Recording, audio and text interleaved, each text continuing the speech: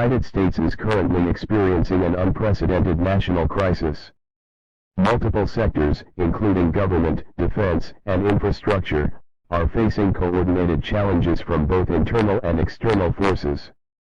Our national security agencies report increased cyber attacks targeting critical infrastructure, including power grids, communication networks, and financial systems.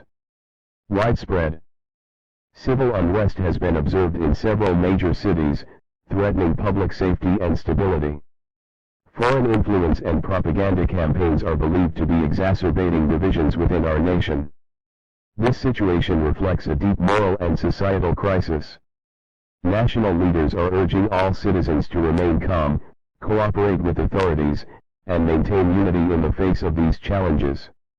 Ensure access to basic necessities, stay informed through trusted sources, and report suspicious activity to local authorities. Together, we can address this crisis and reaffirm the values of unity, accountability, and moral integrity that define our nation.